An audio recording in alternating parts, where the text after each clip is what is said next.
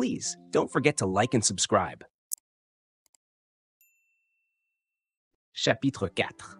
La libération de Prométhée.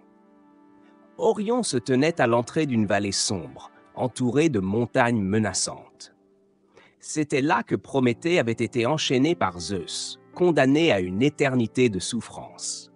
La nuit était tombée, et seul l'éclat mystérieux de l'amulette d'Hécate éclairait son chemin. Chaque pas résonnait dans le silence glacial. Orion avait toujours su qu'il ne pouvait pas reculer. La vallée des échos. La vallée semblait vivante. Des ombres se mouvaient entre les rochers, et Orion entendait des murmures venant de nulle part. L'amulette brillait de plus en plus fort, comme si elle répondait à une force invisible. Soudain, une créature ailée, mi-lion, mi-aigle, surgit des ténèbres. Orion s'était préparé à rencontrer des dangers, mais la vue de cette créature mythologique le pétrifia un instant. La bête rugit, ses yeux flamboyants d'un éclat divin. « Tu ne passeras pas, mortel !» gronda-t-elle. Orion, se souvenant des paroles d'Hécate, serra l'amulette et récita une incantation qu'elle lui avait enseignée. Une lumière vive jaillit, aveuglant la créature. Profitant de la confusion, Orion se précipita à travers un passage étroit entre les rochers, évitant de justesse les griffes du monstre. La rencontre avec Prométhée. Au centre de la vallée, Orion trouva enfin Prométhée.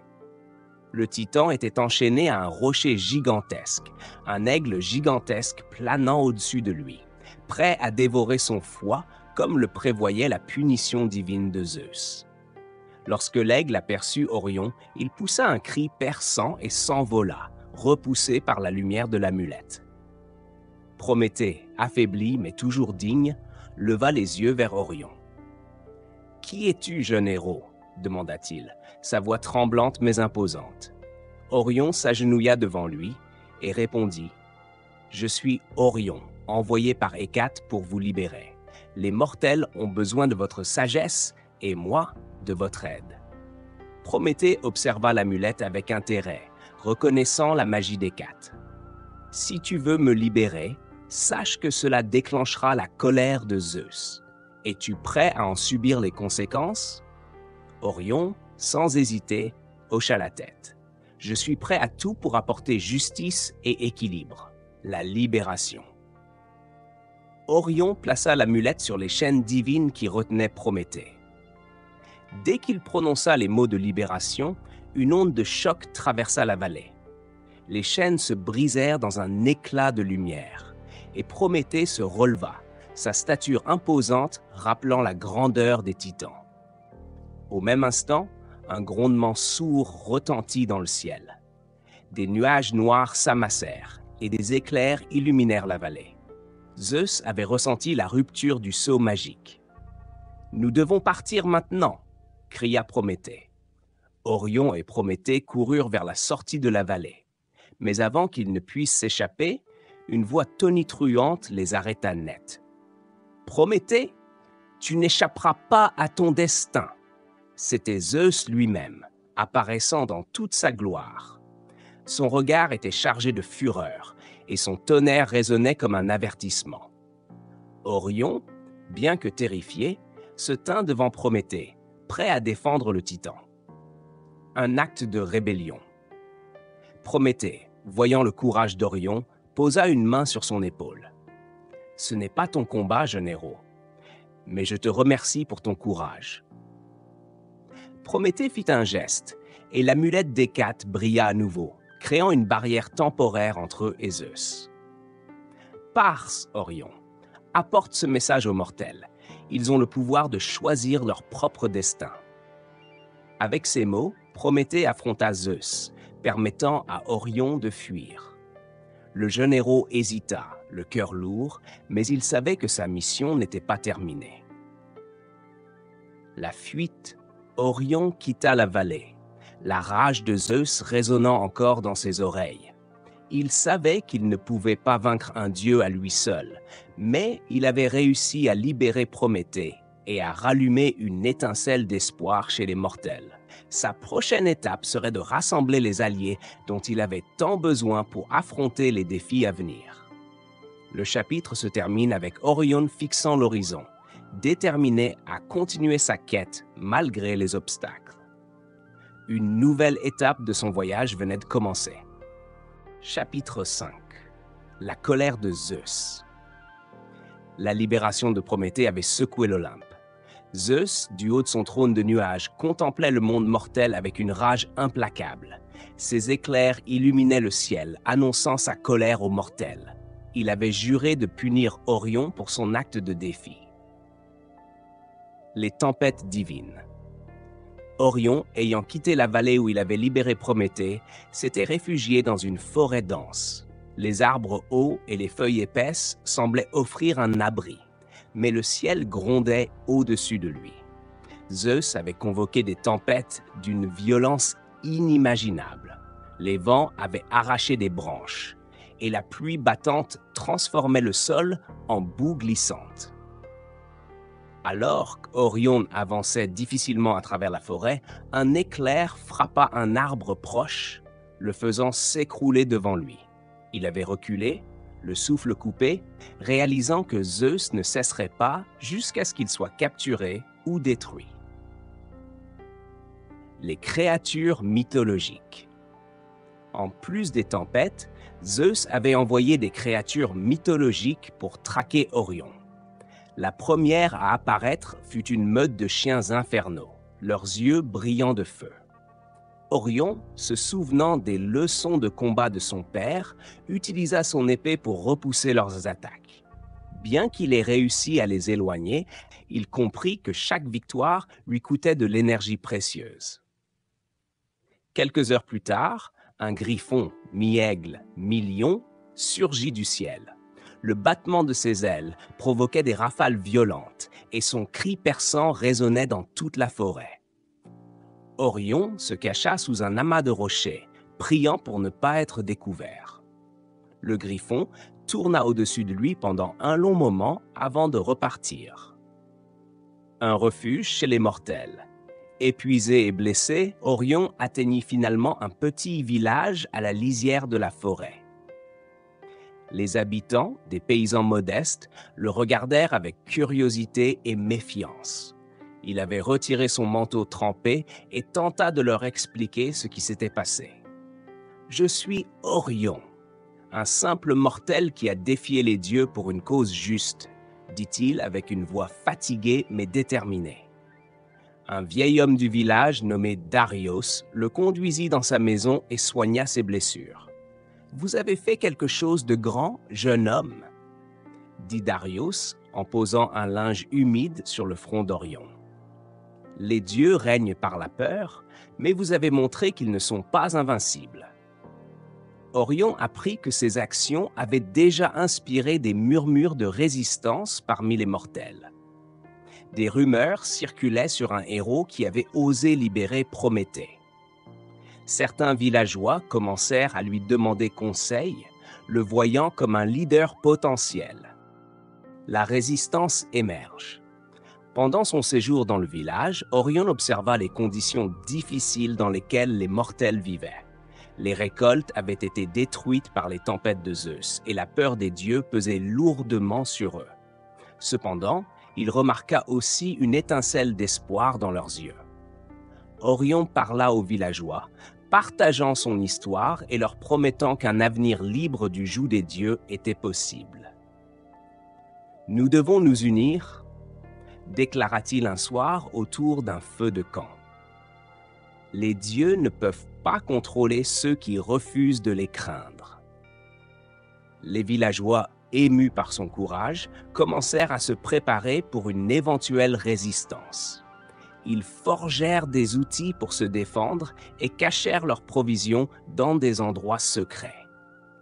Orion, bien qu'ému par leur soutien, savait qu'il ne pourrait pas rivaliser avec la puissance divine. Il avait besoin d'alliés plus puissants. La menace de Zeus. Alors qu'Orion se préparait à quitter le village pour chercher d'autres alliés, un jeune garçon arriva en courant, essoufflé. Une armée de créatures approche. elles brûlent tout sur leur passage. Orion comprit que Zeus avait découvert sa cachette. Il ordonna aux villageois de fuir vers les montagnes pendant qu'il gagnerait du temps. Armé de son épée et de l'amulette d'Hécate, il se tint à l'entrée du village, prêt à affronter le danger. Un groupe de harpies surgit des cieux, suivi de guerriers faits d'ombre. Orion combattit avec une bravoure sans égale, mais il fut rapidement submergé par leur nombre. Juste au moment où tout semblait perdu, une lumière brillante apparut au loin. L'arrivée d'un allié mystérieux. De cette lumière émergea une silhouette majestueuse, un dieu ou une déesse. Orion ne pouvait pas en être sûr, mais cette présence força les créatures de Zeus à battre en retraite. La silhouette s'approcha de lui et dit d'une voix calme mais puissante. « Orion, tu as éveillé l'attention de beaucoup, y compris la mienne. Ton courage mérite une récompense, mais aussi un avertissement. Ta quête ne fait que commencer. » Le chapitre se termine avec Orion, blessé mais vivant, regardant cette figure mystérieuse avec une nouvelle lueur d'espoir. Qui était cet allié inattendu? Et pourquoi l'avait-il aidé? Le chapitre 5, la colère de Zeus, explore à la fois la fragilité et la force d'Orion, montrant comment ses actions ont commencé à inspirer les mortels tout en attirant la fureur des dieux. Le suspense grandit alors que de nouveaux alliés et ennemis entrent en scène. Chapitre 6, l'alliance des mortels et des dieux rebelles. Après les événements terribles au village, Orion se trouvait face à un tournant crucial.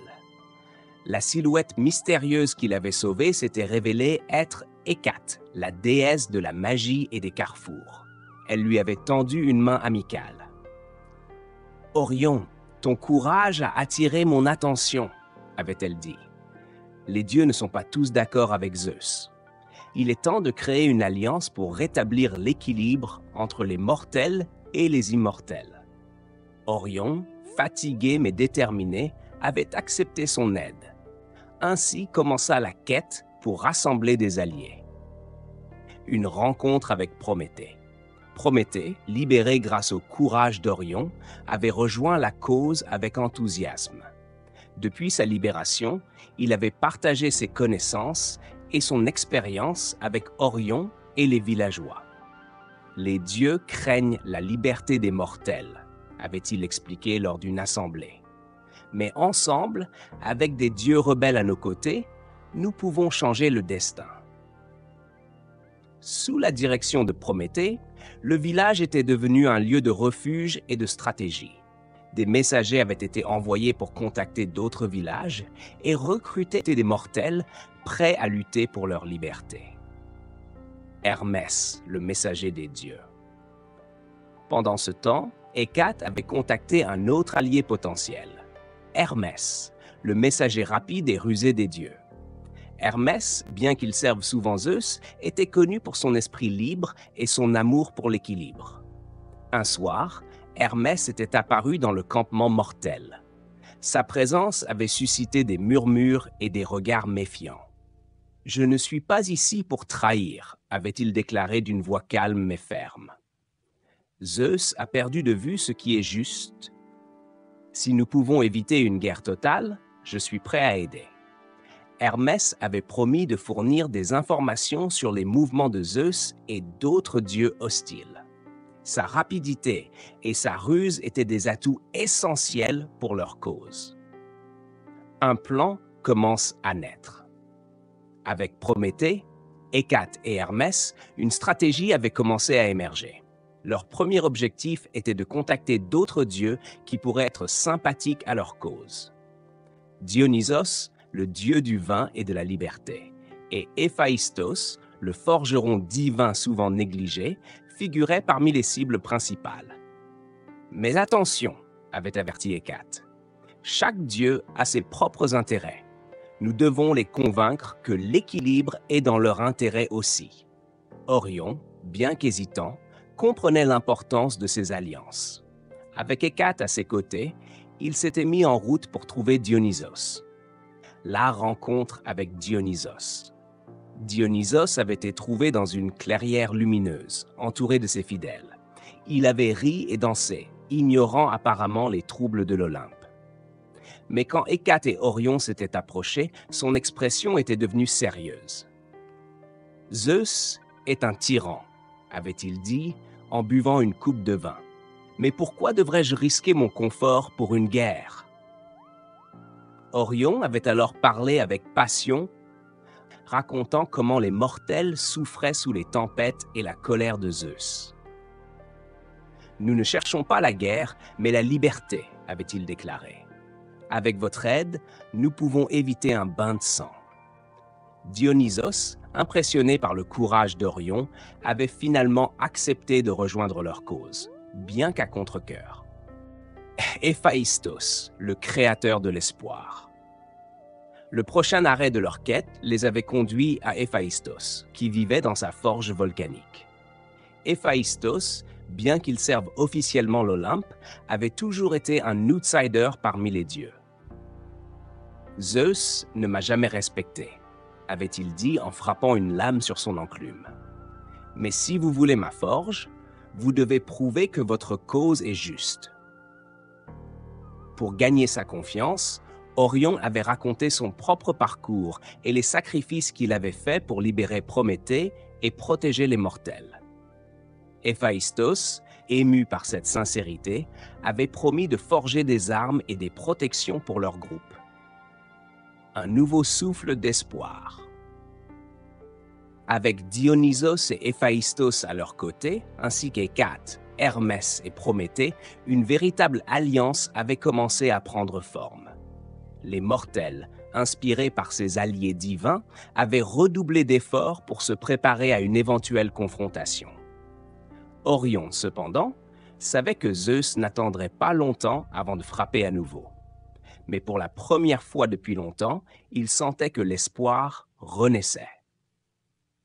Le chapitre se termine avec Orion, debout sur une colline, regardant son campement grandir. Les étoiles brillaient au-dessus, comme si elles bénissaient cette alliance naissante. Mais dans les cieux, Zeus observait toujours, prêt à agir. La suite promet des révélations et des épreuves. Alors que cette alliance fragile sera mise à l'épreuve par les forces du roi des dieux. Chapitre 7. La guerre des immortels. Le ciel au-dessus de la vallée était sombre, chargé d'éclairs et de nuages épais. La colère de Zeus avait atteint son apogée, et les dieux mineurs, encouragés par l'alliance d'Orion et de Prométhée, avaient décidé de défier son autorité. Depuis son trône au sommet de l'Olympe, Zeus avait convoqué ses alliés les plus fidèles, comme Arès, le dieu de la guerre, et Héra, sa reine, pour préparer une riposte. Mais même parmi ses rangs, le doute avait commencé à se propager. Le premier coup. La guerre avait commencé lorsque Hermès, utilisant sa vitesse légendaire, avait infiltré le palais de Zeus pour voler une arme divine, la foudre d'or. Cet acte audacieux avait donné à l'Alliance un avantage stratégique. « Nous devons agir rapidement », avait déclaré Prométhée en tenant l'arme entre ses mains. « Zeus sera furieux, mais cela nous donne le temps de rassembler nos forces. » Dans les plaines en contrebas, les mortels s'étaient préparés. Ils avaient forgé des lances et des boucliers avec l'aide d'Héphaïstos. Et Dionysos avait rassemblé ses fidèles, prêts à se battre pour leur liberté. La bataille de la vallée des étoiles. Le premier affrontement avait eu lieu dans une vallée appelée la vallée des étoiles, un lieu où les mortels croyaient que les dieux descendaient pour observer la terre. Arès, à la tête d'une armée de créatures mythologiques, avait lancé une attaque brutale. Les chimères, griffons et autres monstres avaient semé la terreur parmi les mortels. Mais Orion, portant une armure forgée par Héphaïstos, s'était avancé. « Tenez la ligne !» avait-il crié, inspirant les soldats autour de lui. Avec son arc, Orion avait abattu une chimère qui menaçait de briser les défenses. Ses actions avaient redonné courage aux mortels et la bataille s'était intensifiée. Les dieux rebelles entrent en scène. Hécate et Dionysos, après avoir invoqué leur pouvoir, avaient rejoint le combat. Hécate, avec sa magie, avait enveloppé le champ de bataille d'un brouillard épais, rendant les mouvements des monstres plus difficiles. Dionysos, avec son char, avait dirigé une charge qui avait brisé les lignes ennemies.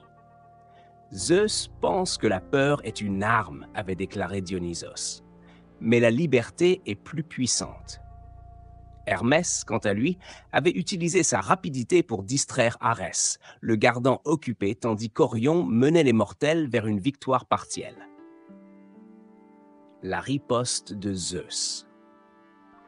Mais la victoire avait été de courte durée. Zeus, furieux, était descendu lui-même sur le champ de bataille. Avec un geste de sa main, il avait invoqué des éclairs qui avaient détruit les fortifications mortelles. « Vous osez me défier ?» avait-il rugi, sa voix résonnant comme un tonnerre. Les dieux rebelles, bien que puissants, savaient qu'ils ne pouvaient pas affronter Zeus directement. Ils avaient alors choisi de se retirer stratégiquement, emportant les blessés et préparant leur prochain mouvement. Un moment de réflexion. Après la bataille, l'Alliance s'était réunie dans une caverne secrète. Les visages étaient fatigués, mais la détermination restait forte. « Nous ne pouvons pas abandonner maintenant », avait déclaré Orion. « Nous avons montré que Zeus n'est pas invincible, mais il nous faut plus d'alliés. » Prométhée avait alors suggéré de chercher Thémis, la déesse de la justice, qui pourrait être une alliée clé dans leur quête pour rétablir l'équilibre. L'appel à l'unité. Dans les villages environnants, les mortels avaient commencé à raconter des histoires sur Orion et ses alliés. Ces récits, remplis de courage et d'espoir, avaient inspiré d'autres à rejoindre la cause. Pendant ce temps, Zeus, bien que victorieux dans la bataille, avait commencé à sentir le poids de la rébellion. Les dieux mineurs, même ceux qui n'avaient pas encore choisi un camp, regardaient avec intérêt l'alliance grandissante d'Orion et de Prométhée. Un pas vers l'inconnu. Le chapitre se termine avec Orion et ses compagnons préparant leur prochaine mission: trouver Thémis et convaincre d'autres dieux de les rejoindre. La guerre entre les immortels ne faisait que commencer, et l'issue restait incertaine. Sous le ciel étoilé, Orion avait regardé ses amis et alliés, déterminé à ne pas céder face à Zeus. « La liberté vaut chaque sacrifice », avait-il murmuré, prêt à affronter les défis à venir. Chapitre 8. La prophétie du chaos. Le vent soufflait fort sur le mont Olympe, portant avec lui un murmure inquiétant. Depuis des siècles, une ancienne prophétie avait été gravée dans l'ur du temple de Thémis, la déesse de la justice et de l'équilibre. Mais ce jour-là, les mots semblaient s'être réveillés, prenant vie dans l'esprit des dieux et des mortels. La prophétie révélée. Hermès, toujours curieux et observateur, avait découvert des inscriptions oubliées dans un ancien manuscrit. Il avait immédiatement compris leur importance et avait convoqué l'Alliance dans une caverne secrète. Prométhée, Orion, Hécate et les autres dieux rebelles s'étaient rassemblés autour de lui. Ces mots parlent d'un chaos à venir, avait déclaré Hermès, montrant le parchemin. Ils disent qu'un ennemi oublié des dieux reviendra pour détruire l'Olympe. Hécate, scrutant les mots, avait ajouté: « Cela pourrait être Nyx, la déesse primordiale de la nuit, ou peut-être un autre pouvoir ancien que même Zeus a préféré oublier. » Les premiers signes. Pendant ce temps, des événements étranges avaient commencé à se produire sur la terre et dans le ciel. Les étoiles semblaient vaciller, et les mortels rapportaient des visions d'ombres gigantesques traversant les montagnes. Orion, qui avait mené les mortels à la bataille contre Zeus, avait remarqué que ses alliés humains devenaient de plus en plus inquiets. Leur courage, autrefois inébranlable, vacillait sous le poids de l'inconnu. « Nous avons besoin de réponses, avait-il dit à Prométhée. Nous ne pouvons pas combattre ce que nous ne comprenons pas. Un ennemi commun. Zeus, bien qu'encore furieux contre l'alliance d'Orion et de Prométhée, avait lui aussi senti la menace. Il avait convoqué un conseil d'urgence avec les dieux restants à ses côtés, y compris Héra, Arès et Apollon. Ce chaos menace tout le monde, mortels et immortels, avait-il déclaré. Même ceux qui se sont rebellés contre moi ne seront pas épargnés. Mais sa fierté l'empêchait d'admettre qu'il aurait besoin de l'aide de ses ennemis pour affronter cette nouvelle menace. Une vision partagée. Alors que la tension montait, Hécate avait reçu une vision puissante lors d'un rituel. Elle avait vu une silhouette enveloppée d'ombre, portant une couronne d'obscurité, se tenant au sommet d'un trône brisé. « Ce n'est pas un dieu ordinaire », avait-elle expliqué aux autres. « C'est quelque chose d'ancien, plus vieux que le temps lui-même. » Orion, toujours pragmatique, avait proposé « Nous devons réunir tous ceux qui partagent notre peur de ce chaos. Si nous voulons survivre, il faut que mortels et dieux travaillent ensemble. » Une alliance fragile. Avec Prométhée à ses côtés, Orion avait pris la décision audacieuse de chercher un dialogue avec Zeus. Le jeune héros, accompagné de Hécate et Hermès, avait gravi le mont Olympe pour parler avec le roi des dieux. Zeus, d'abord méfiant, avait écouté les paroles d'Orion. « Vous êtes courageux de venir ici après tout ce que vous avez fait, » avait-il dit, ses yeux brillants de colère. Mais même Zeus ne pouvait ignorer la gravité de la situation. Après une longue discussion, un accord fragile avait été trouvé. Mortels et dieux travailleraient ensemble contre ce nouvel ennemi. La dernière ligne de défense. Dans les plaines en contrebas de l'Olympe, une grande armée avait commencé à se former. Les mortels, guidés par Orion, avaient forgé des armes en suivant les conseils d'Héphaïstos. Les dieux rebelles, comme Hécate et Hermès, entraînaient les mortels à utiliser des tactiques divines.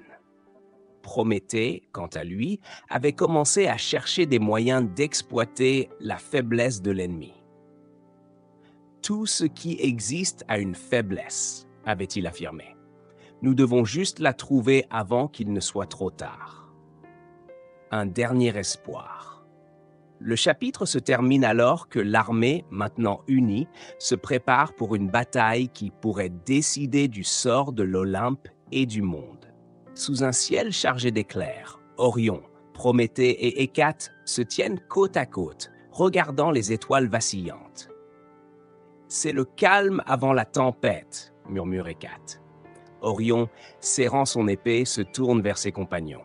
« Peu importe ce qui arrive, nous ne faillirons pas. » Le chaos approche, et la prochaine bataille promet d'être la plus épique que l'Olympe ait jamais vue. Chapitre final. Le crépuscule d'Orion. Sous un ciel noirci par des nuages tourbillonnants, l'armée de mortels et de dieux rebelles s'était rassemblée dans une vallée silencieuse. Orion, debout à l'avant, observait ses compagnons. Hécate, Prométhée, Hermès et même des dieux autrefois fidèles à Zeus étaient là. Tous savaient que cette bataille serait leur dernier acte, leur chance ultime de vaincre le chaos, le début de la bataille. Le silence avait été brisé par un rugissement profond. Des ombres massives avaient émergé des montagnes, accompagnées par Nyx elle-même, la déesse primordiale de la nuit. Ses yeux scintillaient comme deux étoiles mortes et son rire résonnait comme un écho infini. Les mortels, armés des outils forgés par Héphaïstos, avaient avancé sous les ordres d'Orion. Des flèches brillantes avaient traversé l'air, éclatant comme des comètes lorsqu'elles touchaient les créatures de l'obscurité. Les dieux, utilisant leur pouvoir, avaient lancé des éclairs, des flammes et des sorts pour repousser les forces de Nyx. Orion, tenant fermement son épée enchantée, avait affronté une créature colossale. Avec une précision parfaite, il avait porté un coup fatal, dissipant l'ombre en un éclair de lumière. Le sacrifice de Prométhée. Au cœur de la bataille, Prométhée avait vu une opportunité. Il avait remarqué que Nyx puisait sa force d'un cristal sombre flottant au-dessus de la vallée. « C'est là que réside son pouvoir », avait-il crié à Orion et Hécate. Sachant que détruire le cristal exigerait un grand prix, Prométhée avait décidé de se sacrifier. « C'est ma dette envers l'humanité », avait-il dit calmement. Avant qu'Orion ne puisse l'arrêter, Prométhée avait invoqué une immense flamme consumant le cristal et lui-même dans une explosion éclatante. La lumière avait déchiré le ciel, forçant Nyx à reculer, hurlant de rage. Le triomphe des alliés. Avec le cristal détruit, les ombres avaient commencé à s'évaporer. Nyx, affaibli, avait tenté de s'enfuir, mais Hécate et Hermès, unissant leurs pouvoirs, l'avaient emprisonné dans une cage d'énergie divine. Zeus, apparaissant sur le champ de bataille, avait observé la scène en silence. Pour la première fois, il avait reconnu la valeur de l'alliance entre mortels et dieux rebelles. « Vous avez fait ce que je pensais impossible », avait-il admis. Le chaos a été vaincu grâce à votre courage et votre union. Le retour d'Orion. Après la bataille, Orion était retourné auprès des mortels. Les villages, autrefois dévastés par les conflits, avaient commencé à renaître grâce à l'inspiration de son courage. Les dieux rebelles, maintenant en paix avec Zeus, avaient décidé de reconstruire l'équilibre entre l'Olympe et la terre. Hécate, avant de partir, avait confié à Orion une dernière bénédiction. « Tu as prouvé que même un mortel peut changer le destin des dieux. Ton nom vivra pour toujours. » Un héros immortel. Orion, bien que fatigué, il savait que sa quête avait transcendé sa propre existence. Les étoiles brillaient à nouveau dans le ciel, et parmi elles, une constellation en forme d'archet avait été créée par les dieux, honorant l'homme qui avait défié le destin. La légende d'Orion était devenue une histoire que les mortels racontaient aux enfants, une histoire d'espoir, de courage et de sacrifice. Ainsi s'achève l'histoire d'Orion, un simple mortel qui avait unifié Dieu et homme pour sauver leur monde du chaos. Mais sur l'Olympe, de nouvelles aventures attendaient, prêtes à être découvertes. Thank you for watching our video. We hope you enjoyed the story and found it helpful for learning languages.